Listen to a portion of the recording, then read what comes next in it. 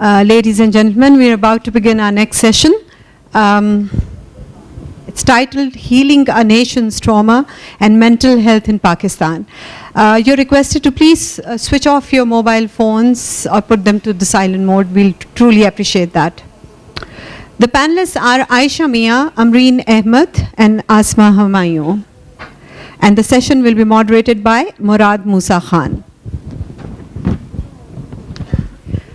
Dr. Murad Moosa Khan is Professor of Psychiatry, Aga Khan University, Karachi. His research and clinical interests include socio-cultural factors in suicide, mental health of women, and ethics in medical practice.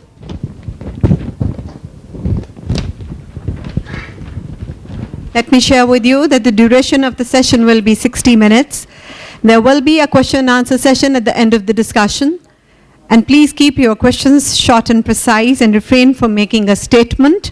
You're further requested to please raise your hands and the microphone will be brought forward to you. So thank you so much. Over to you. Thank you very much and Assalamu alaikum. Welcome to the session on healing a nation, trauma and mental health in Pakistan. I think anyone who's been living in Pakistan for the last decade or so would not have been affected by what has been happening in a country.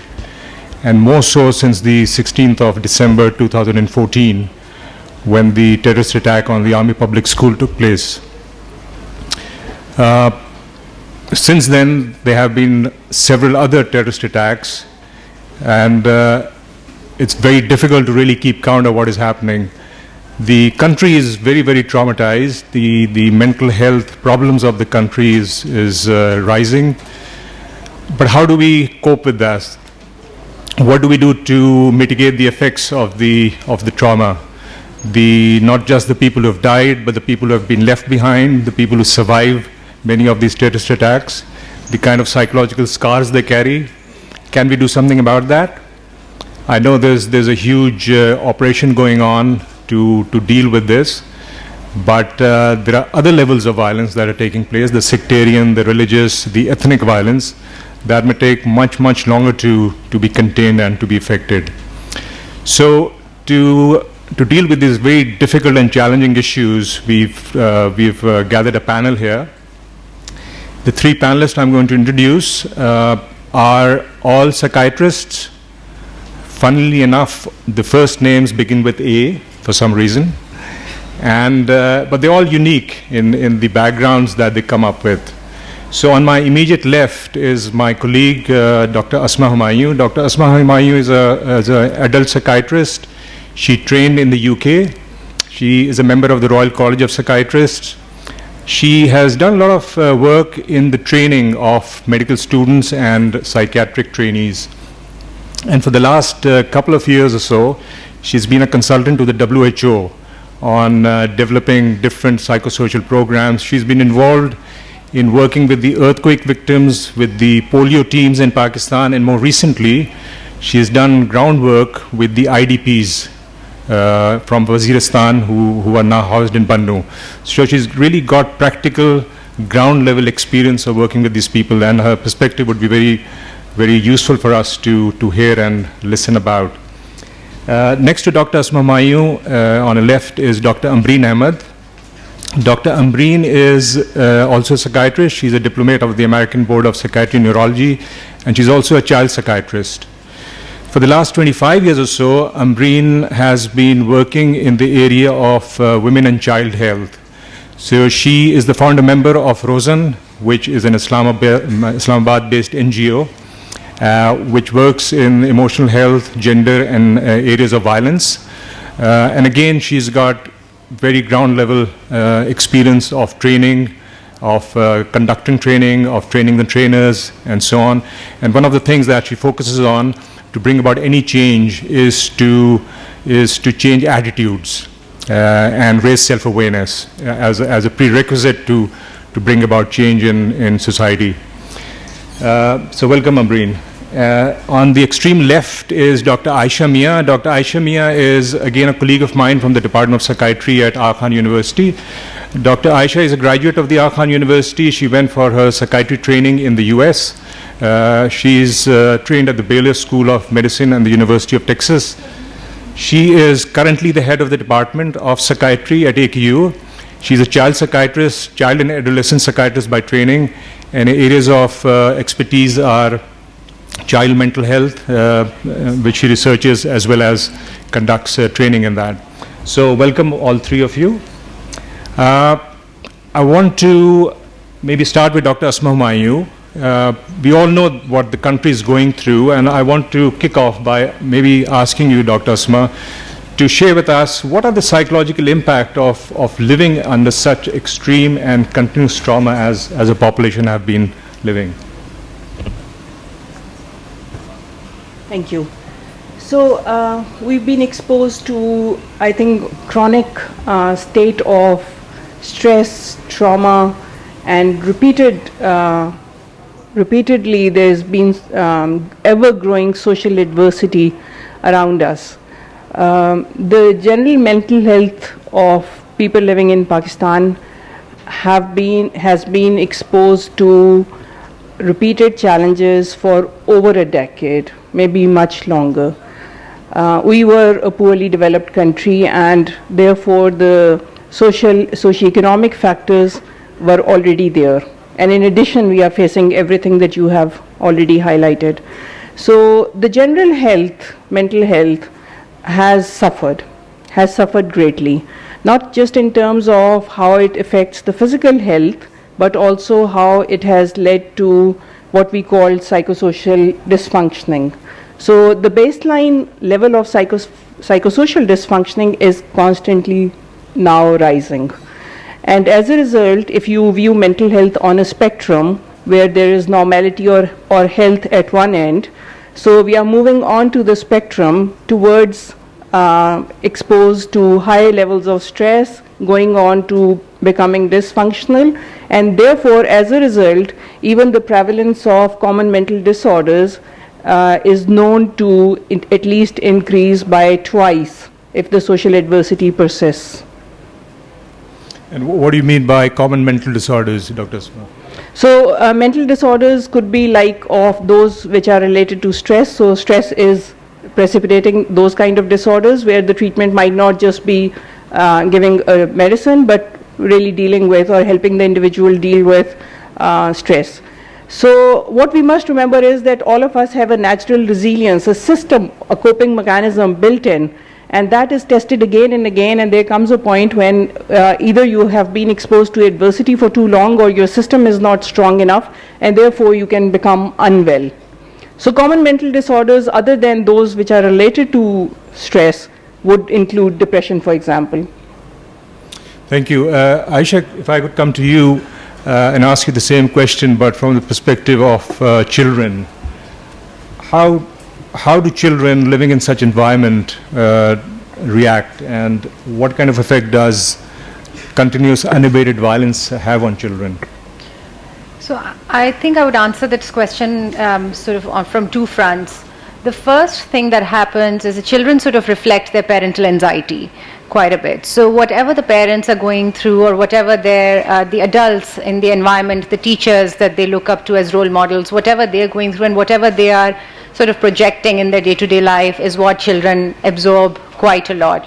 So I think that from that aspect, I see that children have this baseline sense of that something's not okay, and this is what they're seeing their parents go through. There's this constant anxiety, chronic anxiety that the children feel, constant level of stress. They have a hard time with, let's say, the education pressures, the academic pressures that they put on them, which we may have dealt with in a different way, but this particular generation, I think, is really buckling under those pressures, and I think that's because their baseline stress level is higher.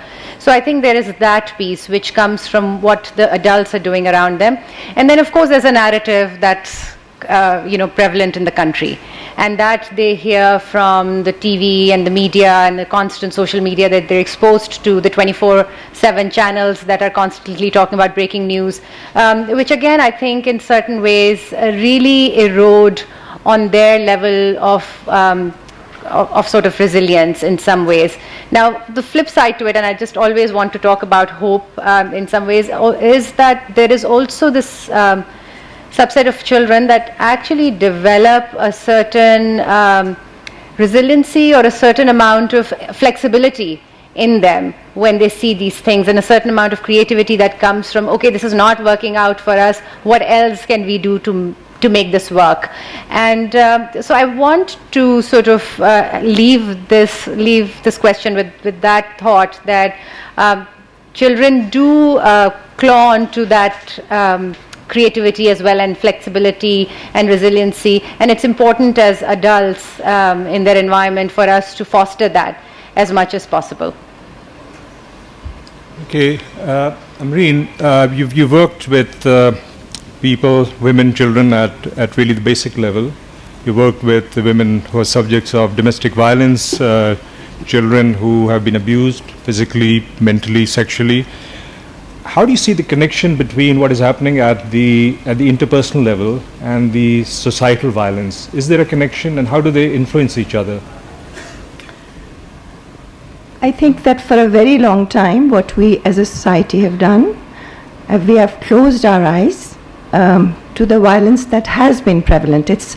I think the shades of violence have changed, but certainly violence has been in this society for a very long time. And I think that as mental health professionals as well, I must say that we have tended to ignore that. We have seen mental health perhaps as an absence of mental illness, not so much as I think this I can borrow from WHO, that mental health really is a state of social well-being. It's an interaction between individuals, groups, and society where they're able to, where each society, individuals, groups are able to sort of bring out their fullest potential and live out their lives in a system of justice and equality. Now, if you look at mental health that way, then violence has a direct role because violence affects everyone, whether it's the perpetrator, it's the victim, it's the people who watch it. And sometimes we as psychiatrists, when we are confined into our offices, we don't look at we kind of ignore the context in which mental illness is occurring. So for instance, it's easy to give an antidepressant to a woman, but how many times do we really look at if she's being abused in the home or not? And we know that if she's being abused in the home, the chances of her being depressed or anxious are 3-4-fold higher. We know that the women who attempt suicide, for instance, many of them are victims of domestic violence. So when you say, what is the connection between this and society and the violence that we are seeing in society? So I feel like, if it starts from the home, it starts from what we see growing up. It starts from this feeling that, if I am a man, then I can get away with what I want. So the abuse of power, and that continues. As psychiatrists, we don't really have a label for instance, prejudice or intolerance. We don't label them as mental illnesses, but yet I think this is a disease that is it's like a fire that's going across our country. So I think we need to address that. Thank you. Dr. Asma, in terms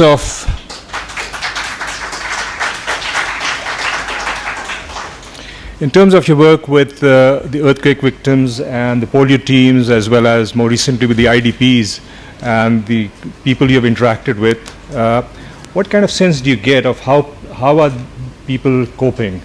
The IDPs, I'm sure, must have been subjected to a huge level of stress, as would have been the polio teams. In your interactions with them, in your communication with them, what kind of sense do you get of the coping abilities and what can be done to help them further? So, I think Ayesha and Ambreen have already highlighted that naturally we have a tendency to survive the system when you are constantly exposed, and you adapt. And that I also see that when we go out to a highly deprived, very vulnerable population. So my work took me to Afghanistan once after the work that I was doing with polio here in Pakistan, and I was thinking that how stressful the environment is for these people who are out there in the field putting their lives at risk. But when I went to Afghanistan, it immediately changed my perspective, and I started looking at them very differently, and I felt that maybe the stress wasn't as bad for them. So yes, we are adapting. What we need to remember is that the areas that you mentioned, they are highly deprived anyway, even before they were facing the challenge that they are now. So for the IDPs, there were about over 1 million people from North Waziristan who were forced to move out of their homes without any notice, maybe against their ideological interest, because we are not sure whether they believed in the forced displacement or not. And they moved to an area like Bannu, which is already underdeveloped. There is 1 million population of Bannu. So the displaced people, 46% were women and children. So most of them had never ever seen a doctor before, what to talk about a mental health specialist. So when we started holding the camps there, about 60% of the people that we saw in these camps, they suffered from pre-existing or chronic mental health difficulties, and in addition there were relapses of those, and those who were surviving now were constantly exposed to so many conflicts, including how to survive physically, how to maintain their privacy, how to look after their daily needs, whether they'll be able to go back or not. So the uncertainties. And then before the displacement, the region had been facing political conflict. There has been a war going on for a much longer period, at least 2007 onwards. Many of the people that we worked directly, they had an immediate loss in the family. Most families lost livestock during this movement, and they were not sure whether their homes have survived or not. So huge losses, huge suffering, ongoing challenge, uncertainty about their future, very difficult for them. Okay, I agree. I think it may be an extreme level of stress that we are seeing in this particular population, but nevertheless, the kind of stress that pervades the rest of the country is no less. Right. Ayesha, if I can come to you, you mentioned about the exposure of children to this kind of violence, parents' anxiety, you mentioned as well. What kind of dialogue should parents be having with the children in these kind of situations? That's an interesting question. I think the parents, when every time a parent brings their child to me, that's the question that they will ask, that, what do I do? What do I say to my child? The simple answer to that is, one, that you need to know your child. So you will be having a different dialogue with each of your child. You can't have sort of a blueprint of a dialogue that is going to work for each and every child. So children, just like adults, each one sort of comes with their own temperament, and their experiences color, how they're going to be and how they're going to react to a certain event. So for example, I can give you my own example. I have an 8-year-old. So we've come back to Pakistan about 1.5 years ago. So the children have not been exposed to, a lot of what has been going on in Pakistan. So when this 16th December event happened, my immediate reaction, and which I've been sort of advocating everywhere, is not to overexpose your children to what is happening on the media. It was not okay for children to be watching everything, and then uske baad phir a number of other things that were coming on TV with the hangings and stuff. That was the sort of backlash. I was constantly telling parents to not show your kids this. So I came back home after my day's work, and my sort of 8-year-old comes up to me and says that, Mama, do you know what happened in Peshawar? And my immediate response, because you want to immediately protect your child, I'm like, no, nothing. Yeah, I know a lot of people got hurt and a lot of children got hurt. I think it was a natural disaster. And she's like, what are you talking about? There were bad people who came and they killed all of these children, and there were 132 children. So she'd been talking to my mother, who watches TV 24/7, and she had more detailed account of what had gone on than I did.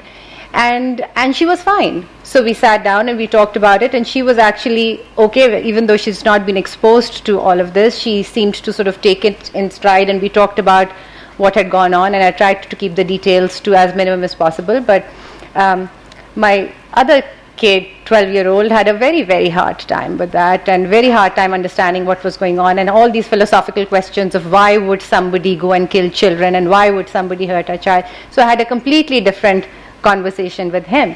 So I think a lot of it depends on your own child, so listen to them. My thing to always advise to parents is first listen to what they know and how they're responding to it, and then take the conversation further, and only give them the details that they want, that are necessary and that they want to know.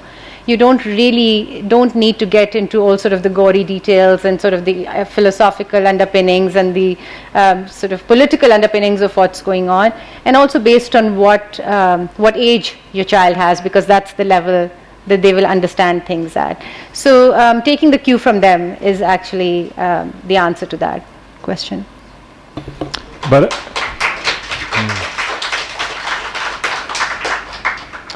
Ayesha, just to follow up, how much does the previous relationship between the child and the parent have an effect when situations like this happen? I ask you this because if there is a good, strong relationship going on anyway, then when events happen like this, which are really out of the ordinary, then it might be a little bit more easier to initiate the dialogue than if you have a conflictual relationship from before. Absolutely. So it's exceedingly important to talk to your children, to keep those communications open. I think that the stronger your relationship is with your child, the more comfortable they feel to come and ask you questions that they have in their heads. A lot of times adults don't know this, but children are also taking care of you as much as you're taking care of them. So they're looking at you to see, are you tired, or how upset are you? Should I ask them this question? If I tell them what I'm going through, are they going to get hurt more? Are they going to get more anxious? So they're really taking care of you in some ways. So I think that it's important for parents to be able to realize that and leave that door open, that at any point you want to come and ask me anything, I'm available for you. And based on your relationship, so children who've undergone trauma otherwise, whether it's because, their parents don't have a good relationship, or whether, they've gone through a divorce, or they've gone through separation or loss, for whatever reasons that they may have, they will have a harder time with repeated trauma or traumatic events that are happening outside of them. So again, leaving those conversations open, and if you are not able to be there for whatever reason, perhaps you've been directly traumatized with something that has happened, have another person out there who can take your place, talk to that child, or be that place of strength for him. So it's very important that when things are going okay, to keep talking to them about what's going on and how we would respond. Have a plan ready, that if something like this were to happen to us, if something like this were to happen at our school or beyond our school or in our city or in our country, what would we do as a family? So those conversations, I think, are very important to have with your children. Ambreen, since the 16th December episode, there's been a flurry of activities, almost knee-jerk reaction. Schools have been asked to raise the walls, increase the security. Many schools have snipers now roaming on the rooftops, at least in Karachi they are. I don't know about Islamabad. And I've read reports about some teachers actually being given instructions and training in using of weapons. In fact, the Sindh police has been training students as well, school children. So I'm just wondering what is going to happen when there will be even more guns available in the country, the number of accidents that can happen. But what kind of psychological impact would it have? Would it normalize violence even more if we were to go that way? So maybe the weaponization is a more extreme form, but the kind of increased security that we are being asked to now implement, what kind of effect do you think it's having on the children, where the school is supposed to be a place of safety and comfort where they're going to learn? Well, I think you've correctly labeled that. You've said it's a knee-jerk reaction. It's what comes in a way easier. The harder task is to start talking about attitudes. It's to start talking about values. It's start talking about how to resolve conflict in peaceful ways. That's the harder path. And so, yes, I think that it is going to affect our children because, and it does normalize violence in a way, because, the more guns there are, the more you feel like, this is the answer. This is the answer when we have a conflict, when you don't like somebody, when we think someone is wrong and we are right, then the answer is violence. So I think that we really have to approach it in a different way. And violence, the way violence affects individuals, I think in a similar way it affects society. Because what happens to individuals and society really, the worst effect that violence has is that you stop believing in yourself. You stop believing in yourself as a society. And basically, you stop connecting with each other. You stop trusting each other. You isolate yourself. And either you deny the violence, and if the threat is so much that you can't deny it, you start distancing yourself. And then, absolutely, the worst thing is that you retreat into this sort of state of helplessness. And I think it is to counter that, then you get out the guns, right? So, there is another state. You don't have to be helpless. You don't have to be armed with guns either.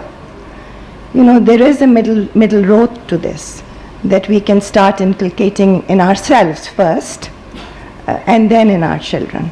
Now, of course, there is the other aspect that, yes, security is important, and I think one has to explain that,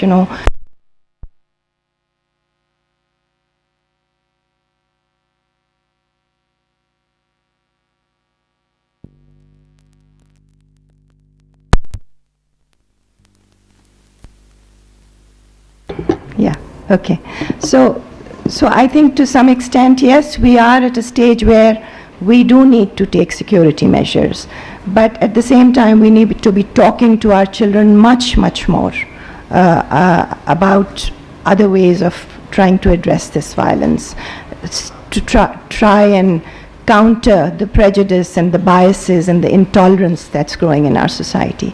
I think we really need to do that much more, and I wish schools would do that much more instead of giving guns to children or whatever they're doing. Dr. Asma, Ambreen has touched upon some important issues of looking beyond this very individual level violence. How can we change society? How can we dialogue with different warring factions, not just have this knee-jerk reaction? Following the event, there's been a flurry of activities, including the National Action Plan, which is to look at the security issues, and then the Prime Minister's National Action Plan for psychosocial support, which is to be implemented in all provinces. Now, you've had some experience of working with international agencies as well as to some extent government level.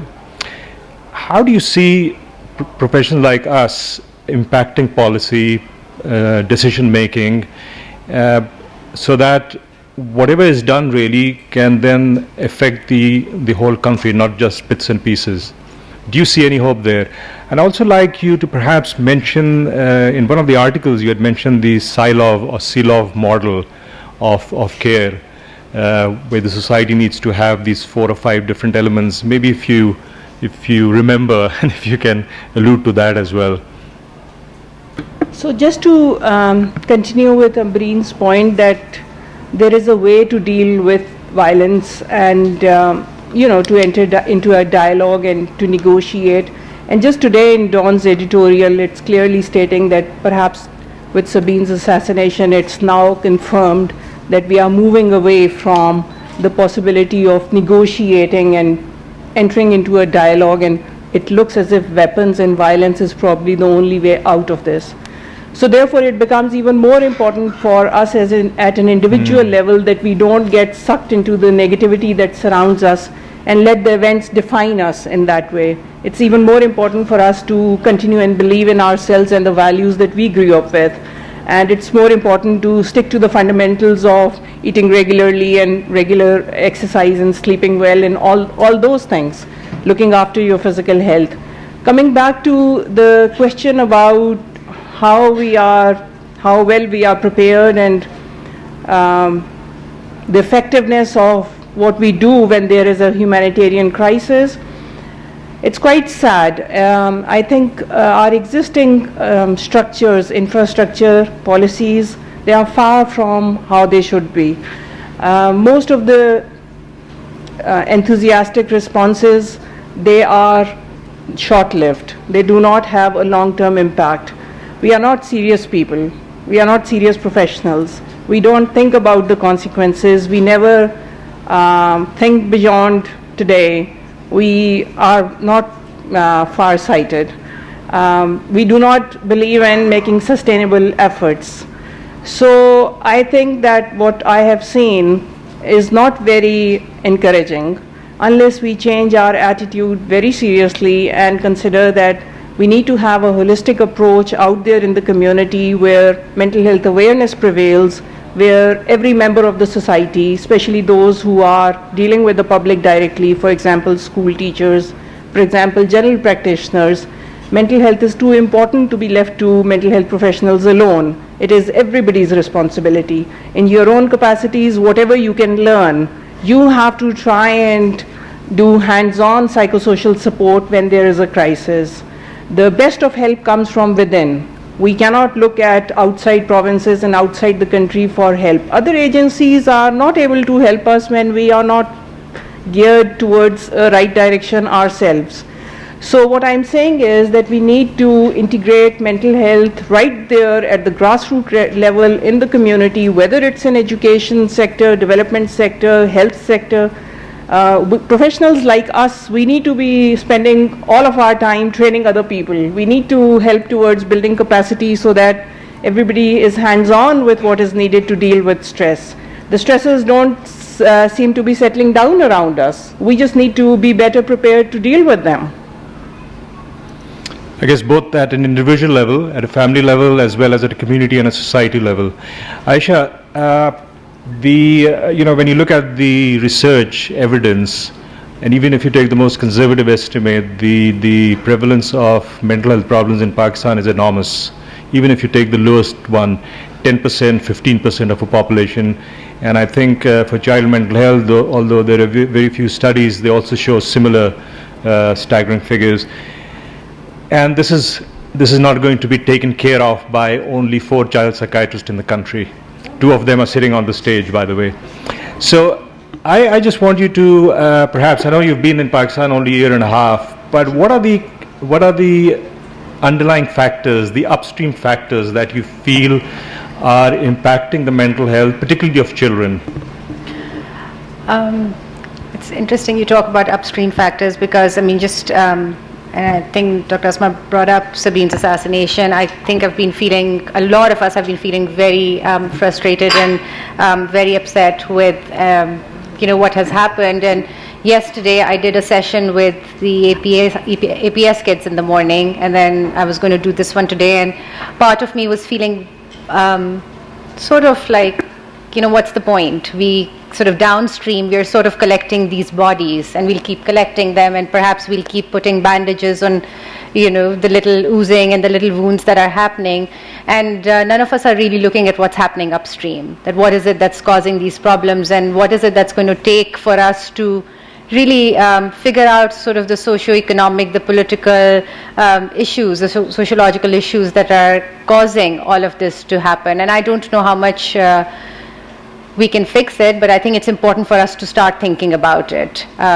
As 4 child psychiatrists, we cannot take care of all of the problems. So I think the idea is, the hope is to actually look at upstream to see that is there something that we can do at that level to prevent some of these things from happening. What is it that we can do to prevent child issues? I mean, the prevalence is a lot more than 10 to 15%. I think conservative estimates show that about 20 million of our children are suffering from some sort of a mental health issue, mild to moderate, but they are, which basically doesn't mean that all of them need to be on medications, but that basically means that they're not being able to function at their optimal potential, which is sad, because there is immense potential. We have very bright kids.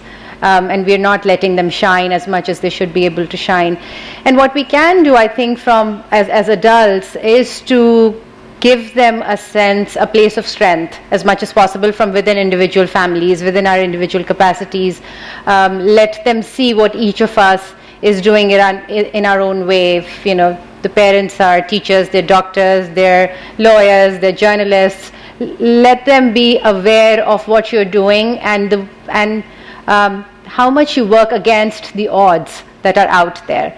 Let them see that place of resilience within yourself, instead of sort of going in with hopelessness that, look what happened, we did so much but then this happened. Instead of giving that narrative to your child, show them the goodness that comes out of a bad thing that happened. So like, for example, with the APS kids, the idea would have been to focus on all of the people that did get together to take care of the families once it had happened. And we had about 30 of the kids come to our Khan for complications of their surgeries and stuff, and I actually talked to a lot of kids about their resilience and how they were doing okay and how there was hope within them and how they got together as a family of traumatized people to take care of each other. So there's a lot of hopeful stories and optimistic stories and stories about brilliance and stories about people who rise against all odds to make things happen. And I think the idea would be to focus on those as much as possible. Thank you very much. It's been told we've got about 10 or 12 minutes left. So I'm going to open this for discussion. And if you want to ask questions, please raise your hands. Who's got the mic? Who's got the mic? Okay, so please look at me and only take the mic to the person I direct you to. Don't run off with the mic. Are you listening to me? You look at me, and if I tell you to take the mic to a certain person, only take it to that person. Can I request the people asking questions to keep it, please, brief and do not give long speeches? Otherwise, I'm going to cut you off. Can you give it to the lady in the front?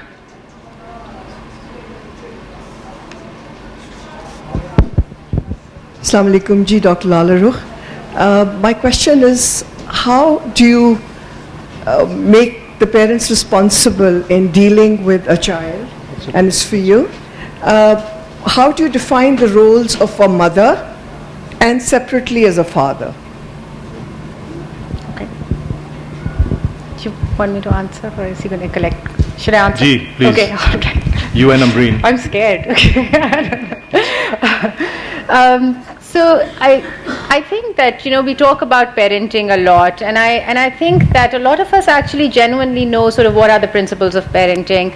I think it's very important, more so now than ever, that the role of the mother and father is pretty much equal to each other. So we can't have fathers take back seat and say that the mother be the prime person who is going to raise this child and I'm going to be the breadwinner. That's just not working anymore. So, for example, I will refuse to see a child in my clinic if the father doesn't come along. I'll see them for the first time, but I'll see next time, please, please bring the father. So I think it's very important, and I think it's very important for all of us to understand that there is a very big role for them to play, and they should be playing that. Ambreen, yes, please. And you'd made a comment earlier on about men feeling the way they do, particularly in the context of domestic violence. And perhaps while you're answering this, could you also address the upbringing of boys and sons in a society and the role that mothers play in perpetuating that role, which leads to problems later on for the daughter-in-law? Okay, all right, I certainly will. I think, yes, you're absolutely right. We have to admit we live in a patriarchal society, and women as well as men are affected by that. So yes, women also get conditioned. They also start seeing themselves as inferior. They also start sort of feeling like the power that comes to them comes from the son. So if they somehow use that power, it's because for a long time they have been in some ways on the taking end. Just coming back to your question about what are the responsibilities, I think I think role modeling. Children will not go after what you say to them. They will do what you are doing. So you have to role model it. You can give them all kinds of wonderful lectures, but it doesn't work. You have to act that way. So I think that for parents as a couple, it's extremely important that what are the dynamics of the relationship that they are modeling for their boys, as well as for their girls, okay, for both. So I think that, if you're taking equal responsibility for taking care of the children, if the mother is taking care is asked in participating in decision making, there is no abuse or violence or dictatorship in the house, I think this is what the children will learn. Thank you. G. I think it's a general question. All of you talked about how dealing with mental health is not just an individual issue, it's something that we have to work on together as a society. So looking at our society, because I've heard a lot of debate about East versus West and how our society is much more community-based society. So there's a big concept of we're always worried about what other people, the whole log kya kahenge, what's my neighbor going to think about this issue if I admit that somebody in my family has some kind of mental health problem. What is all the stigmas that are associated with it because of the structure of our community, and we're so worried about the impression that we're creating on others. Is your question about stigma? So what kind of role do you think that plays in the treatment of mental health? Dr. Asma, could you take that question, please? So stigma exists across all countries, across all cultures, so it's everywhere. So it might vary in degree from one place to another. And you mentioned about our system and more community-based, community-oriented society. So there is a plus side to that, and there might be a downside to that. So the way families will look after somebody with mental illness here in this part might go unprecedented in a developed environment where they will rely more on, for example, hospital or health care. There are some studies by the WHO which clearly state that the prognosis for some long-term chronic severe illnesses was better in developing countries because of the low level of expectation and high level of support provided by the family. So there is the plus side to that. The downside, like you very rightly mentioned, we have these taboos ingrained, and therefore we do not want to address issues, especially mental health issues. So as an individual, he or she who's suffering will not come forth. The family will definitely discourage, if not encourage. And therefore, if the society then finds out that there's a person who's living with some kind of mental health issue or disability, then the whole family is stigmatized in that way. And suicide is a very good example of highlighting this issue, because suicide will be looked down upon, it will be covered up, funeral will be held quietly, and it's never discussed. So many times we have these people who come and discuss their stories with us, and it's in the second or the third, you start suspecting in the first time when you ask how did that one particular member died, and the story is not fitting, and it's taking them second or third meeting when they are disclosing that actually, I want to tell you that my mother, she actually did this to herself. So there's huge stigma. Ji. My question is around stigma as well. Do we have any campaigns or programs in Pakistan that tackle stigma around mental health, that tell the population that there's no health without mental health? Because there's a misconcept that mental health is mental ill health. As soon as you mention the word mental health, people think. And secondly, the support mechanisms you guys are talking about, they apply to a small section of population, maybe 10%, 15%. Do we have any population-based programs? Because violence affects everybody, people living in urban areas, rural areas. Do we have any population-based programs? Thank you. Dr. Ambreen? Stigma, I think Dr. Asma has addressed that, but population-based programs to address violence. I know you worked with the police, but it's more to do with sensitizing them, how to interview people who are victims of violence, but perhaps you can... Well, I think, yes, population-based interventions are like that, like working with teachers, for instance, working with small community-based organizations on the issue of violence, raising awareness about sort of basic mental illnesses like depression, anxiety. So I think one does try to do that. When you work with the police, you are sensitizing them to these issues of violence. I think there are pockets that are trying to do that. It's not enough. Much more needs to be done. Yes, there are campaigns.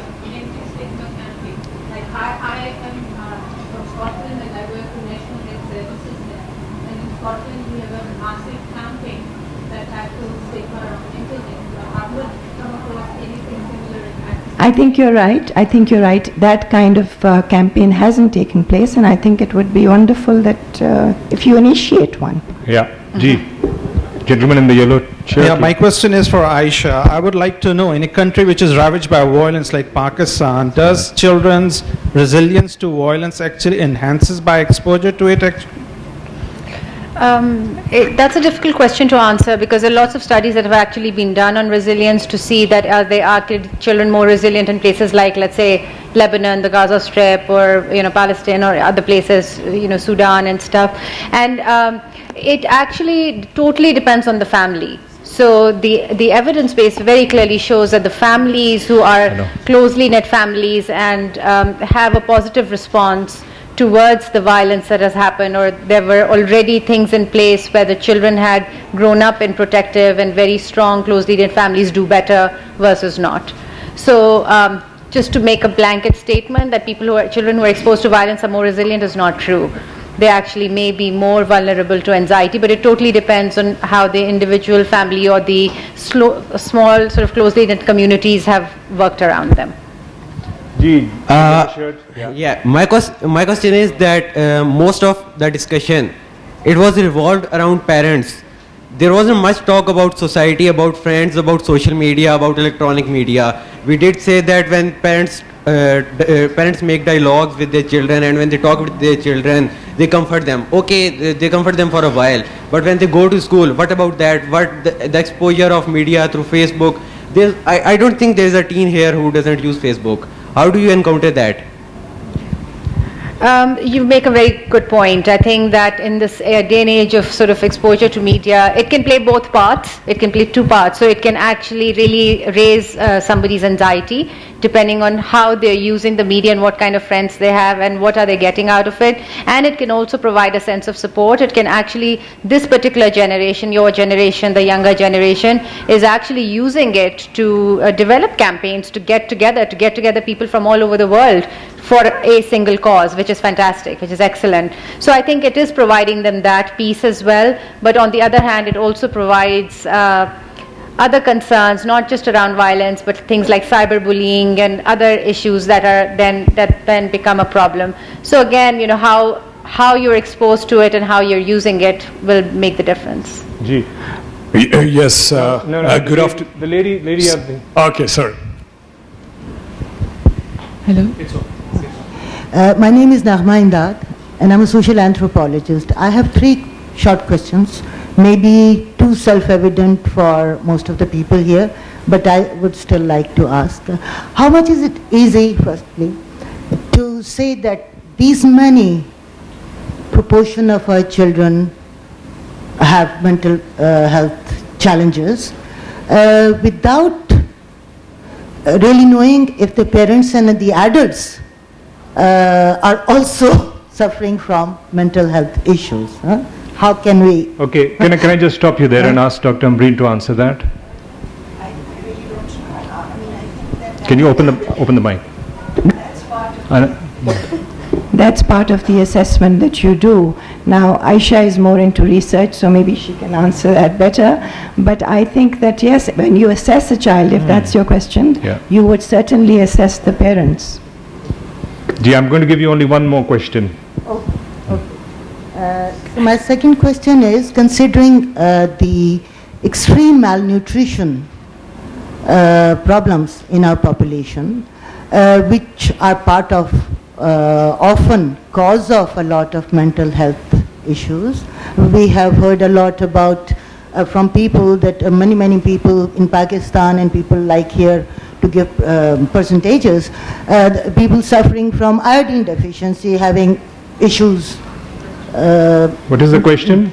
So how do you Is it being taken into consideration by specialists?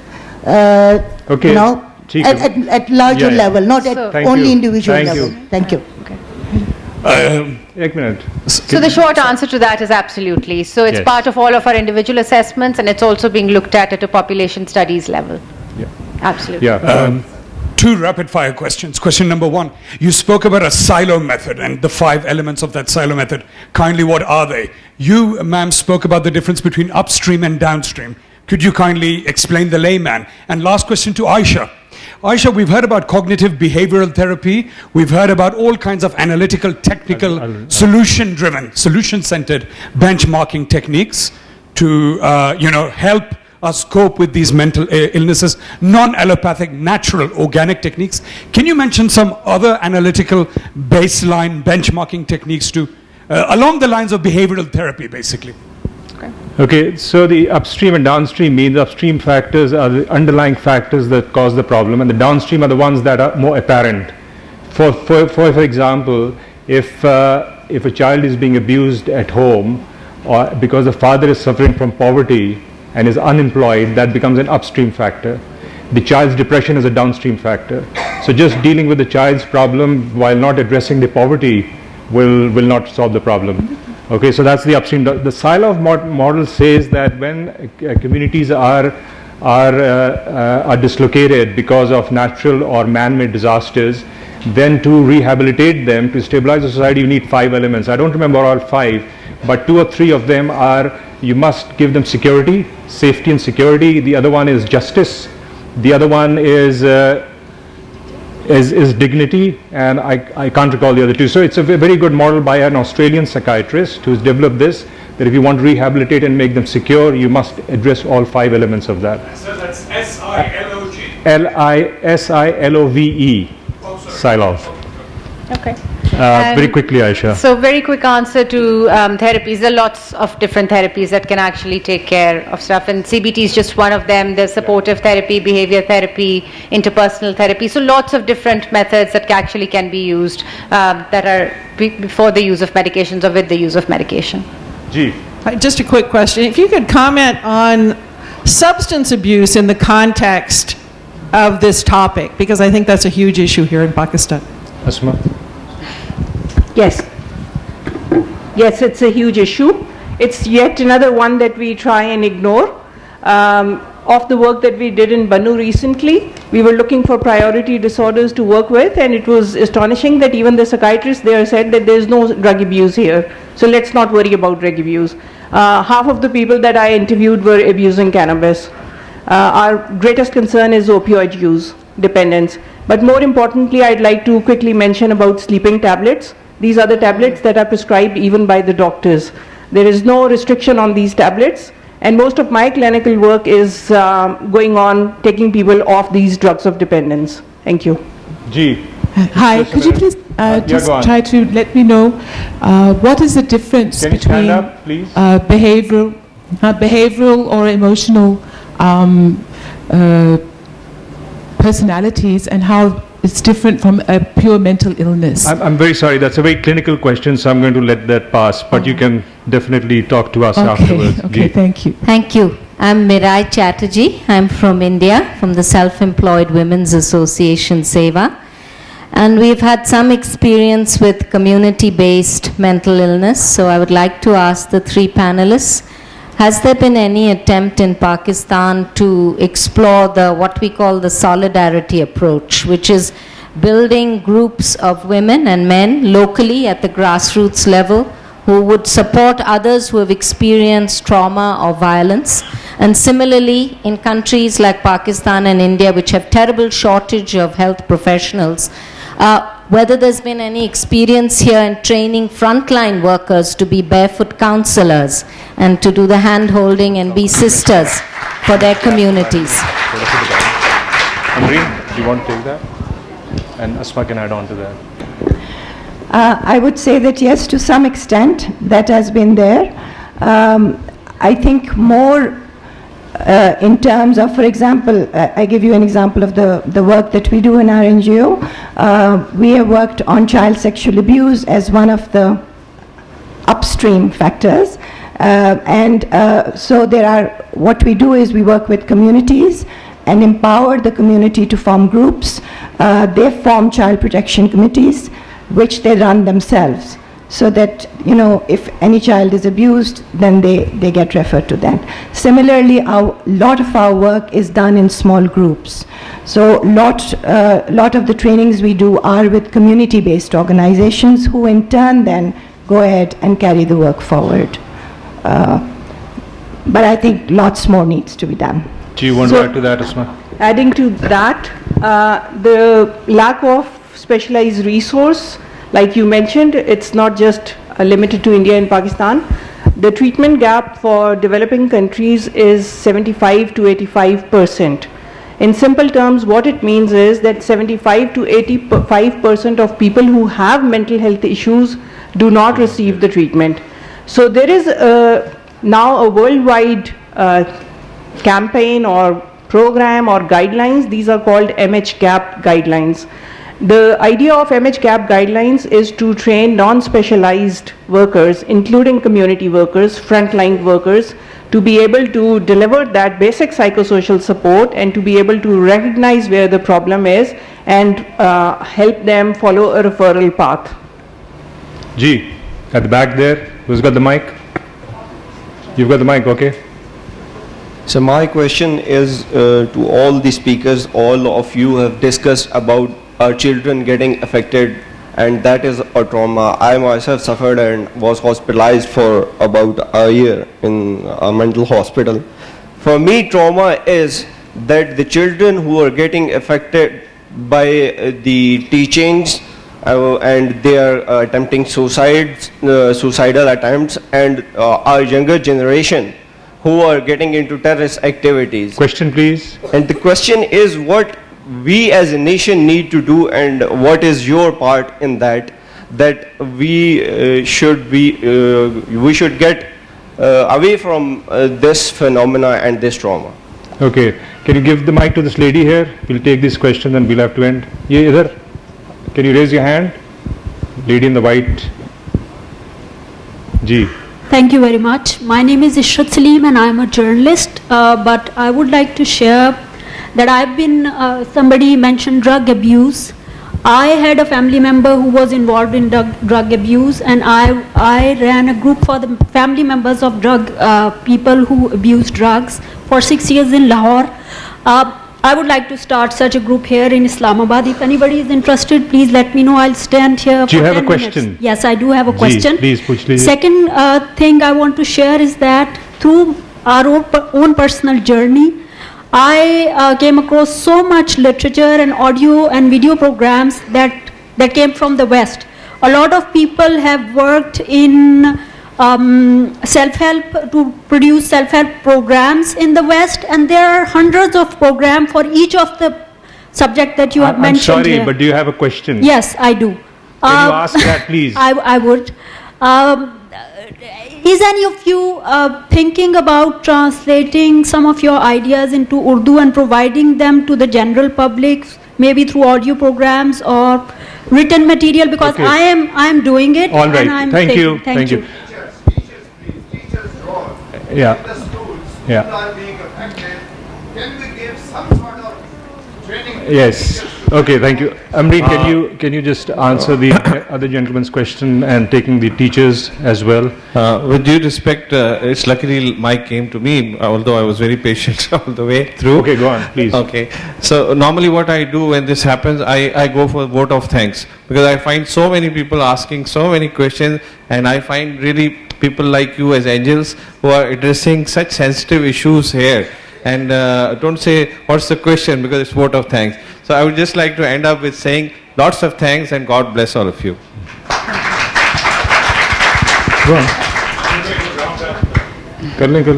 Okay, so the question was, how do we counter the terrorism and the teachings that are teaching our kids to hate and to resort to violence, right? I think that we have to do it on a almost war footing. Each one of us has a responsibility in this. We have to start talking about tolerance. We have to start acting tolerant. We have to show our kids that this is the right path. This is the, people have physically died, but I can say to you that as a nation, we are all dying. We are dying spiritually, our souls are dying, and our humanity is dying. So unless we do this, unless we start taking this responsibility, and whatever initiative it is, it may be the smallest of initiative, it may only affect 50 people, but do it. Do it. Thank you very much. I'd like to thank all of you for attending and asking these really challenging and searching questions. I'm sorry we don't have enough time. I'd just like to end with a quote from Isaac Newton, who said that we build too many walls and not enough bridges. So we need to build more bridges and not walls. Thank you very much. I would like to thank our honorable panelists here, Ayesha, Mian, Ambreen, Ahmad, Asma, Humayun, and our moderator, Murad, Moosa Khan, for devoting your time for us and presenting such an informative and thought-provoking session for us. Thank you so much for being here. Thank you. Thank you, ladies and gentlemen.